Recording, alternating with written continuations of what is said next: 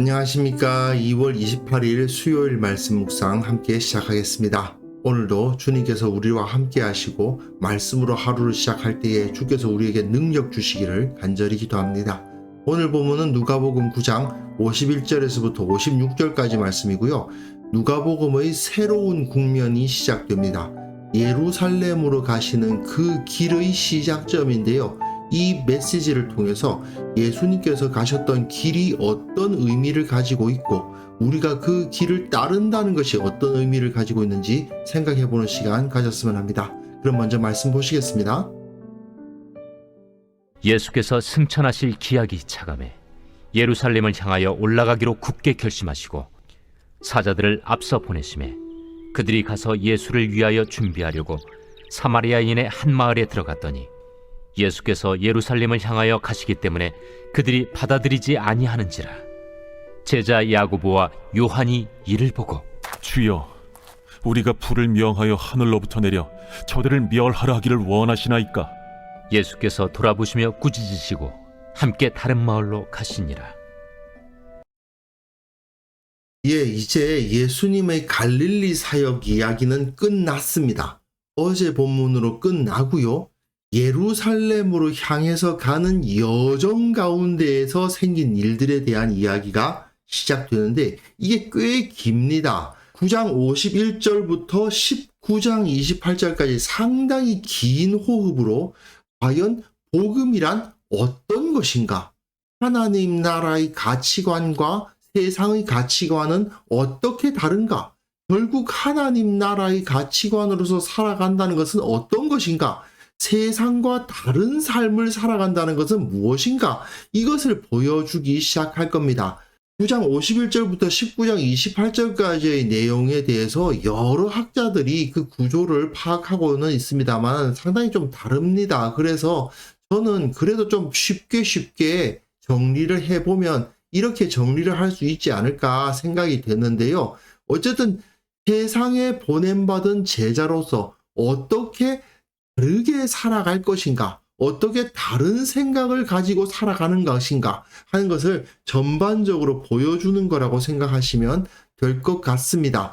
오늘 본문은 특별히 제자도의 성격을 나타내는 내일 본문과도 함께 제자란 어떠한 사람들인가, 예수님의 제자는 어떠한 삶으로 부름을 받았는가 하는 것을 보여준다고 할 수 있어요. 물론 예수님께서 가셨던 그 길의 모습을 보여줌으로써 우리도 저 길을 따라야 되는구나 하는 생각을 하게 하는 그러한 본문입니다.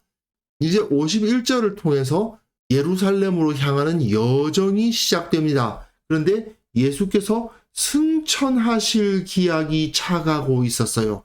승천하신다는 말은 예수님께서 어디에 가신다는 겁니까? 하나님의 보좌 우편에 가신다. 온 땅을 통치하실 통치자의 자리에 가신다는 이야기죠. 그것을 위해서 예루살렘을 향하여 올라가시기로 굳게 결심하셨다라고 되어 있습니다.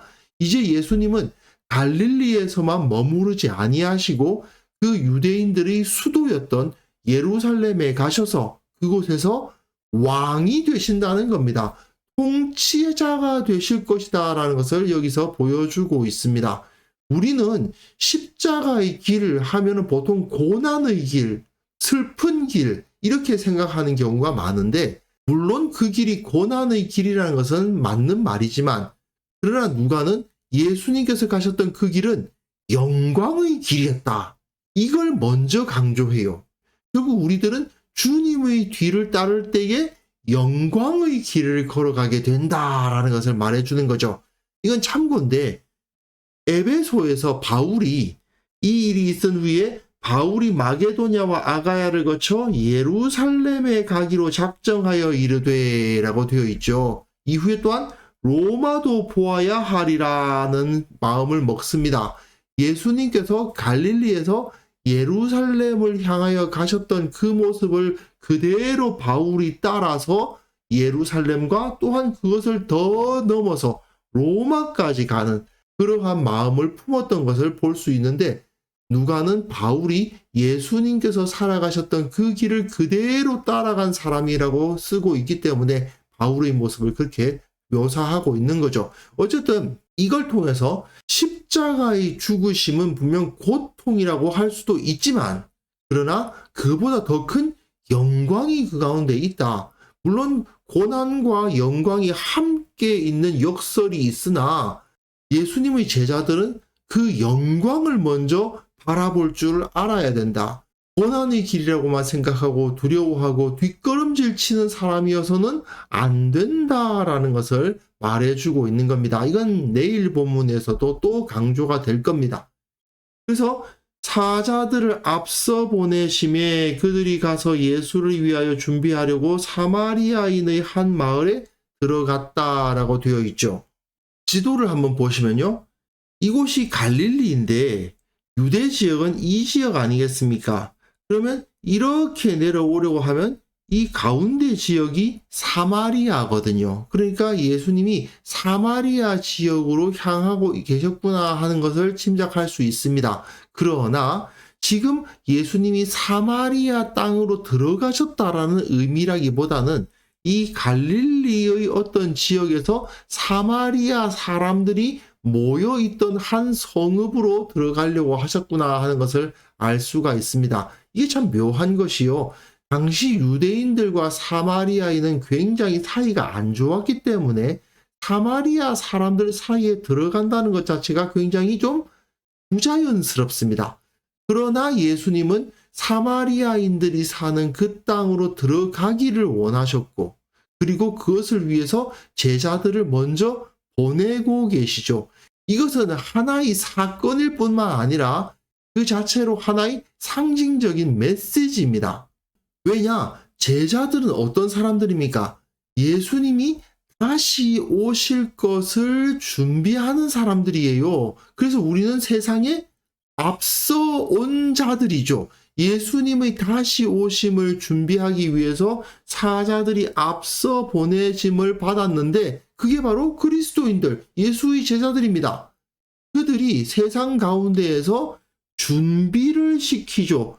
주님을 영접하도록, 주님을 받아들이도록 준비시키는데 문제는 그들이 사마리아인입니다. 세상에 속한 사람들, 불신자들이라고 보시면 되겠습니다. 그 마을에 들어가서 준비를 시키려고 했더니 저들이 어떻게 합니까? 받아들이지 않습니다. 그런데 이게 중요합니다. 왜 안 받아들이느냐? 예수께서 예루살렘을 향하여 가시기 때문에. 예수님이 예루살렘을 향해서 왜 가시죠? 왕이 되시려고, 통치자가 되시려고 가시는 거 아닙니까? 그런데 예수님이 통치자가 되시는 것을 세상 사람들은 좋아하지 않아요. 받아들이려고 하지 않습니다. 예수님의 통치 앞에 무릎 꿇지 않더라. 이 죄인들은 하나님의 통치를 기뻐하지 않을 뿐 아니라 배척하더라. 그걸 여기서 보여주고 있는 거죠. 결국 예수님의 제자들이 살아가면서 경험하게 되는 전형적인 상황이 여기서 보여주고 있는 겁니다. 우리는 주님의 다시 오심을 준비하려고 세상으로 보냄받은 사람들이죠.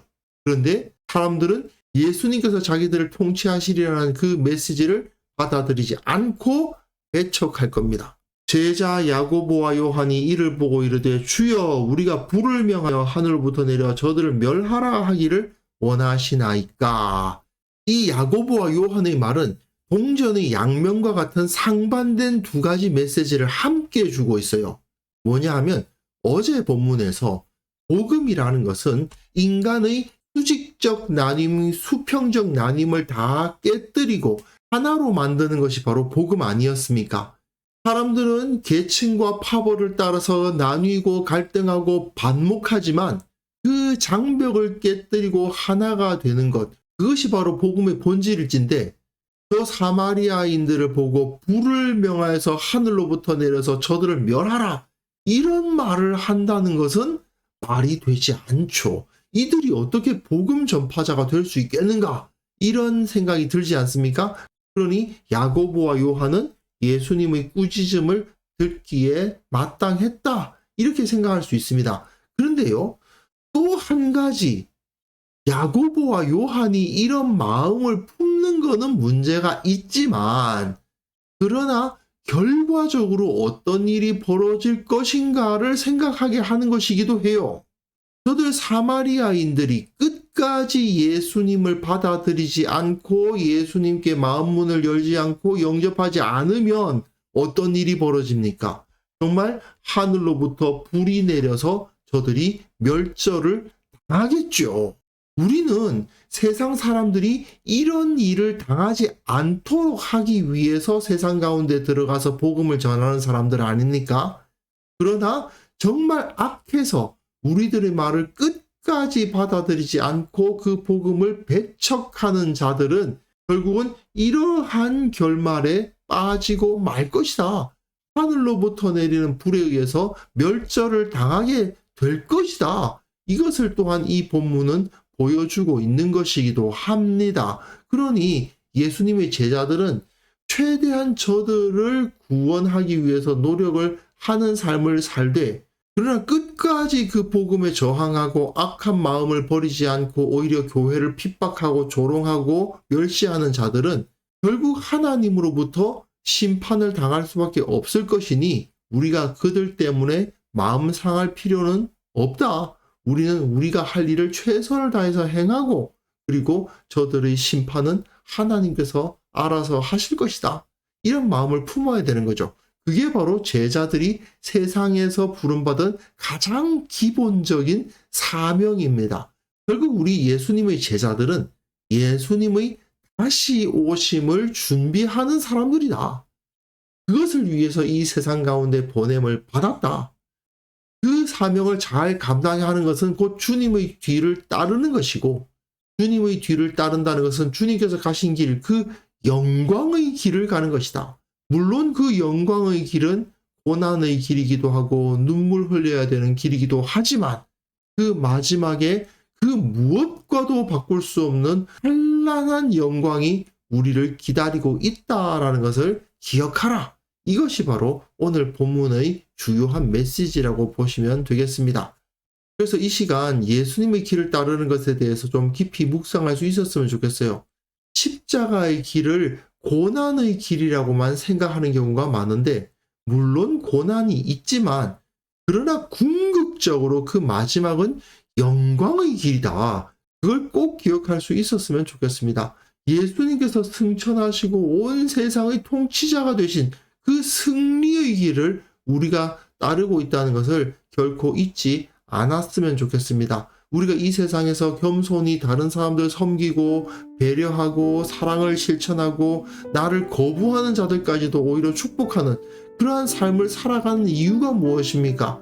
결국 주님의 뒤를 따라서 이 세상에서 승리하여 이 세상이 줄 수 없는 그 진정한 영광을 누릴 수 있기 위함 아니겠습니까? 그래서 이 시간 함께 기도하실 때에는요, 내게 주어진 사명 다시 한번 기억하게 하옵소서. 우리 교회 예수님을 따르는 진정한 제자들의 공동체가 되게 하여 주옵소서. 그 기쁨과 영광이 우리들에게 충만히 임하게 하옵소서.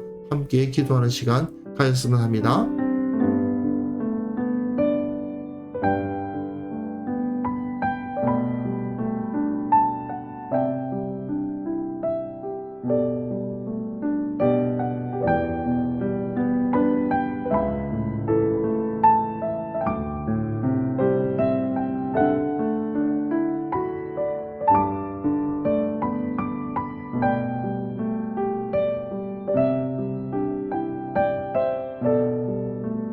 하나님 아버지, 내게 주어진 사명을 다시 한번 기억하게 하옵소서. 다시 오실 주님의 그 길을 준비하며 주께서 곧 이 땅에 다시 오사 이 땅을 하나님의 나라로 완성시키실 것이라는 것을 기억하며 기쁨과 기대와 소망으로 살아갈 수 있도록 도와주옵소서. 예수 그리스도의 제자로서 내가 어떤 영광을 얻을 수 있을 것인가를 기억하면서 하루하루의 삶을 살아갈 수 있도록 도와주옵소서. 우리 교회에 속한 모든 성도들 예수님의 뒤를 따르는 제자들의 공동체가 될 수 있도록 주님 붙들어 주시기를 원합니다. 저들이 그 정체성을 바로 세우고 그 눈에 예수님의 영광을 바라보고 이 십자가의 길이 곧 영광의 길이라는 사실을 잊지 않는 그러한 참된 훈련된 바로선 강력한 예수 그리스도의 제자들 다 될 수 있도록 도와주옵소서. 주님 특별히 기도하옵기는 이 세상이 참으로 혼란합니다. 정치적으로 경제적으로 여러 가지 혼란과 갈등 가운데 있는 것을 주께서도 아시오니 먼저 그리스도인들이 그 가운데 바르게 서서 참된 지혜를 가지고 바른 길을 제시할 수 있도록 도와주시고 교회가 세상의 빛이 되고 소망이 되어서 이 세상을 바르게 이끌고 참된 바른 길이 어디에 있는지 보여줄 수 있는 그러한 살아있는 공동체, 소망의 공동체가 다 될 수 있도록 도와주시고 이 땅을 주님께서 불쌍히 여기사 이 땅에 참된 안식과 평화와 기쁨을 허락하여 주옵소서.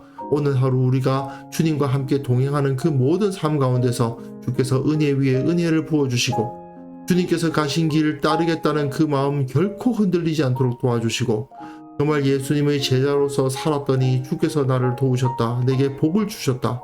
내게 그 은혜로 충만케 하셨다. 참 기쁨으로 넘치셨다. 간증하게 되는 그런 하루를 살아가게 하여 주옵소서. 우리의 모든 기도에 응답하시고 우리의 모든 탄식에 위로하시는 그 주님의 손길을 느끼는 하루가 되게 하여 주옵소서. 감사드렸고 예수님의 이름으로 기도합니다. 아멘.